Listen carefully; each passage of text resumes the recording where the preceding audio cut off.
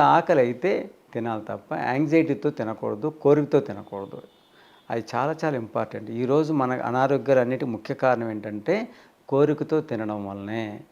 ఇంకోటి బాగా గుర్తుపెట్టుకోవాల్సిందేంటంటే, ఇప్పుడు ఎవరైనా మందు తాగుతున్నారనుకోండి, ఆల్కహాల్ తీసుకుంటున్నారంటే, "అరే! బ్యాడ్ హ్యాబిట్ ఉంది అతనికి" అంటారు.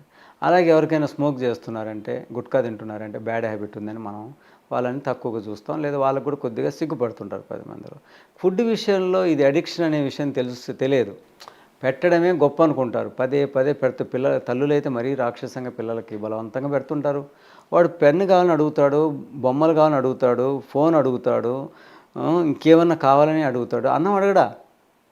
మీరు ఛాన్స్ ఇవ్వాలి కదా వాడికి.